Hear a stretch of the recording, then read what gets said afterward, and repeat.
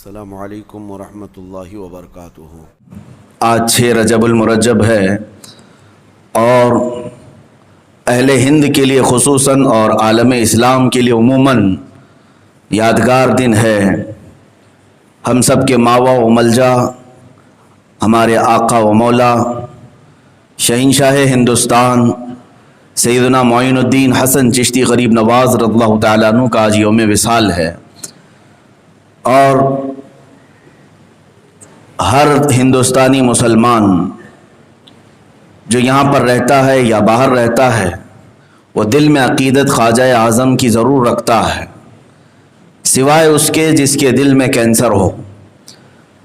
بد عقیدگی کا یا اولیاء دشمنی کا۔ میرے عزیزو، کیوں نہ ہم غریب نواز رضی اللہ تعالیٰ عنہ کی بارگاہ میں خراج عقیدت پیش کریں، اس لیے کہ وقت کے بڑے بڑے اولیاء نے ان کے دربار میں یوں کہا ہے، خواجہ ہند وہ دربار ہے اعلیٰ تیرا، کبھی محروم نہیں مانگنے والا تیرا۔ اور اولیاء کاملین نے بھی یہ کہا ہے کہ تیرے در سے یہ کرامت بارہا دیکھی، تیرے در سے یہ کرامت بارہا دیکھی، غریب آئے اور ہو گئے غریب نواز، غریب آئے اور ہو گئے غریب نواز، جو آئے وہاں پر وہ خود غریبوں کو نوازنے والے ہو گئے۔ تیری ذات سے میرا بڑا تعلق ہے، میں غریب بڑا اور تو بڑا غریب نواز۔ عزیزان گرام وقار، سرکار غریب نواز رضی اللہ تعالیٰ عنہ کا ایک لقب آپ سنتے ہوں گے، ہم تو ویسے انہیں عطائے رسول سے یاد کرتے ہیں، نائب رسول سے یاد کرتے ہیں، خواجہ خواجگان کہا جاتا ہے، سلطان الاولیاء کہا جاتا ہے، شیخ المشائخ کہا جاتا ہے، لیکن ساتھ میں آپ ہند الولی کا ایک لقب سنتے ہیں، ہند الولی۔ ہند الولی جو ایک لقب ہے سرکار غریب نواز رضی اللہ تعالیٰ عنہ کے لیے استعمال ہوتا ہے، لیکن اگر اس کا میں ترجمہ کر کے آپ کو بتاؤں تو آپ کو حقیقت کا معنی معلوم ہو جائے گا۔ ہند الولی عام طور پر لوگ یہ سمجھتے ہیں کہ یہ ہندوستان کے بادشاہ کو کہا جا رہا ہوگا ہند الولی، جبکہ عربی میں اس کا ٹرانسلیٹ جب کیا جائے مضاف اور مضاف الیہ کی ترکیب ہے، ہند الولی کا مطلب ہوتا ہے ولی کا ہندوستان۔ یہ نہیں ہے ہندوستان کا ولی، ہندوستان کا بادشاہ نہیں، ہند الولی کا مطلب ہوتا ہے ولی کا ہندوستان، یہ ہندوستان ہی ولی کا ہے۔ سرکار غریب نواز رضی اللہ تعالیٰ عنہ کے نام سے پورے ہند کو منسوب کیا گیا ہے۔ عزیزان گرام وقار،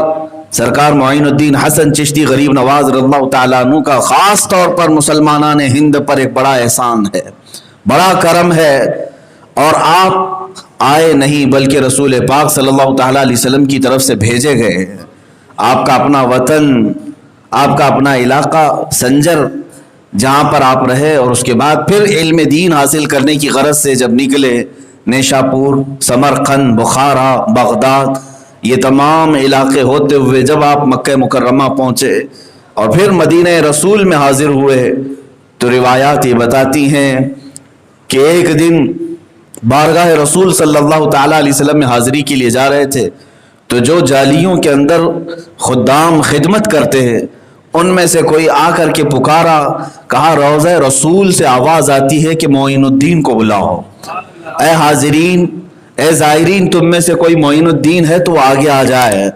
تم میں سے کوئی معین الدین ہے تو آگے آ جائے۔ کئی لوگ اس وقت معین الدین کے طور پر آگے آئے، تو خدام نے کہا ایک ہی کو پکارا گیا ہے۔ وہ خدام پھر اندر گئے، کہا کہ رسول کریم صلی اللہ تعالیٰ علیہ وسلم کے روضے سے ہم نے یہ آواز سنی، وہ معین الدین جو چشت سے آیا ہوا ہے اسے بلایا جائے۔ سرکار غریب نواز رضی اللہ تعالیٰ عنہ روضہ رسول پر حاضر ہوئے۔ روایات یہ بتاتی ہیں کہ آپ نے بالمشافہ میرے آقا صلی اللہ تعالیٰ علیہ وسلم کی زیارت فرمائی، اور کیوں نہ کریں، اس لیے کہ میرے آقا صلی اللہ تعالیٰ علیہ وسلم کی وہ آل میں سے ہیں، یعنی حسینی اور حسنی سید ہیں، ان کے باپ حسین اعظم کی اولاد میں سے اور ماں حسن مجتبیٰ کی اولاد میں سے ہیں۔ ماں کی طرف سے امام حسن نانا ہیں اور باپ کی طرف سے امام حسین دادا ہیں۔ دادا اور نانا دونوں ددیال اور ننیال سے جو آل رسول ہے اسے اپنے رسول کی بارگاہ میں شرف زیارت کیوں نہ ملے۔ رسول کریم صلی اللہ تعالیٰ علیہ وسلم کے دربار میں حاضری کے بعد مصطفیٰ کریم صلی اللہ تعالیٰ علیہ وسلم نے ارشاد فرمایا، اے معین الدین، میں نے تجھے ہند کی ولایت سپرد کی ہے، ہندوستان جاؤ کام کرو نہیں، میں نے تجھے ہند کی ولایت سپرد کی ہے۔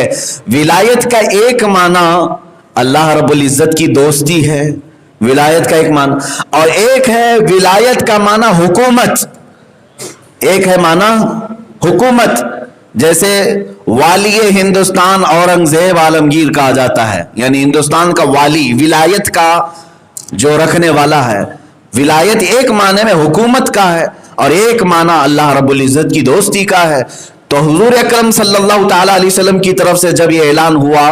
کہ اے معین الدین، میں نے تجھے ہند کی ولایت عطا کی، تو بزرگوں نے فرمایا اس میں دونوں معنی آ گئے، اللہ رب العزت کی ولایت بھی اور پورے ہندوستان کی حکومت و ولایت بھی آپ کو عطا کی گئی۔ اور جو رسول پاک کی زبان سے نکلا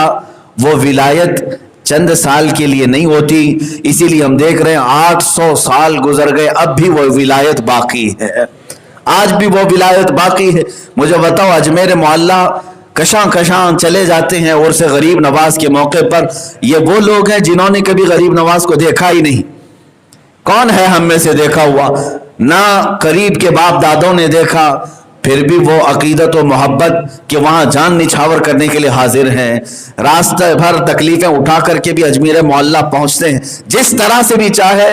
ایک جم غفیر عرس غریب نواز میں حاضر ہوتا ہے۔ میرے عزیزو، یہی ولایت ہند ہے جو سرکار عالم صلی اللہ علیہ وسلم کی طرف سے غریب نواز کو عطا کی گئی، اور وہ ہے حکومت سروں پر نہیں بلکہ دلوں پر ان کی قائم ہے۔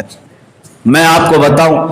سرکار غریب نواز رضی اللہ تعالیٰ عنہ کی کرامات، ان کی ولایت، بہت ساری چیزیں آپ نے سنی ہوں گی، لیکن ایک بات یہ بھی میں بتا دوں کہ آپ یہاں ہندوستان تشریف لائے تھے تو بڑے آسان اور شاہانہ انداز سے نہیں آئے، آپ کا استقبال یا پھر عالی شان طریقے سے آپ کو نہیں لایا گیا، بلکہ یہ تو کفرستان میں آ رہے تھے۔ آپ کو میں بتاتا ہوں، حضور اکرم صلی اللہ تعالیٰ علیہ وسلم کی بشارت کے بعد سرکار غریب نواز نے پوچھا کہ یہ اجمیر ہے کہاں ہے؟ اجمیر کا نام لیا گیا تھا تو انہوں نے پوچھا یہ اجمیر ہے کہاں؟ حضور پاک صلی اللہ تعالیٰ علیہ وسلم کی طرف سے آپ کو ایک جنتی انار دیا گیا تھا، اور آپ فرماتے ہیں اس انار کو آپ نے تناول فرمایا تو آپ کی نگاہوں میں پورے ہند کا نقشہ سامنے ابھر کر آیا، یہاں تک کہ فرماتے ہیں میں نے اجمیر کی پہاڑیاں اور ندیاں بھی دیکھ لی۔ آپ ویڈیو کو لائک کر کے شیئر ضرور کر دینا۔